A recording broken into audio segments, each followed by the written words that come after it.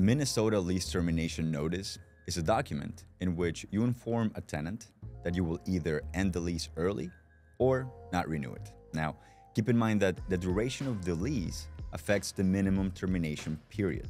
So when there is a month-to-month tenancy, you should notify the resident the number of days equivalent to the duration between rent payments, typically 30 days.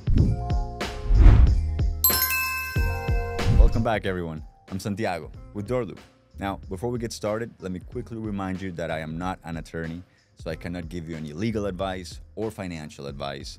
And yes, I do work for DoorLoop.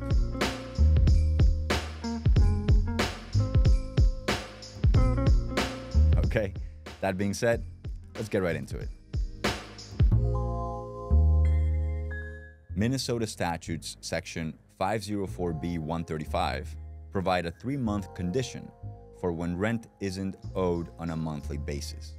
Whichever length of time is shorter should be the minimum notice duration. Under a fixed-term lease, you do not have to give notice if you do not wish to renew the lease at the end of the term. However, the recommended procedure is to give a 30 days notice, regardless if the tenant is renting yearly or month to month. Now, sometimes there are special exceptions, like if the tenant does not pay rent on time, you can give them as little as a 14-day notice. Now, keep in mind that a tenant's criminal activity can also shorten the notice duration. Reasons for termination. A landlord may terminate a tenancy after the tenant fails to pay rent on time or has only partially paid rent, one or more aspects of the original lease have been violated, an occupant or their guests has damaged the rental property, one or more tenants are involved in criminal activity, the resident does not want to renew for a full year, and the landlord does not allow a month-to-month lease, or when an apartment or house owner wishes to raise the amount of rent. Eviction notice. You should consider beginning an eviction process when the rental agreement has been significantly violated. If the tenant refuses to correct problematic behaviors or refuses to vacate after the rental contract has been terminated, you should probably find legal advice and seek a court order. An eviction lawsuit is the best way to protect yourself and your property in this case. How to write one.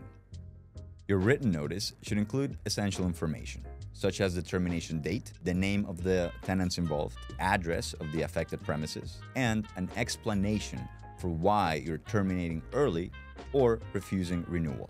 There is a lot to include on the form. In most cases, a landlord needs to consult a lawyer to ensure that their documents are legally binding. However, you may skip that step by downloading one of our lease termination templates. All right? We left a link right there in the description for you. Okay? E-signature. If you're terminating your lease and need the tenant to sign, or you want to sign a new lease with a new tenant, you want to make the process as easy and efficient as possible. The good news is that with DoorLoop, you can get your agreements e-signed in literally like just a few seconds, okay? And you can also get to the e-signature step much faster by creating reusable templates that are auto-filled with the tenant's information. DoorLoop also makes it super simple to find the best tenants in the first place by syndicating your listings on popular websites such as Zillow, Trulia, HotPads, Apartments.com, and more. All right? That way, you can also make sure that you're bringing in the best tenants by screening your prospects in seconds. All that through DoorLoop. All right, everybody, that is all for now. Now, remember, if you want to get access to a lot more videos on real estate technology and artificial intelligence, or on commercial and residential lease agreements, make sure you subscribe to our channel, like this video, and share it with your team, with the office, with everyone you know in real estate, okay? And as always, thanks for watching.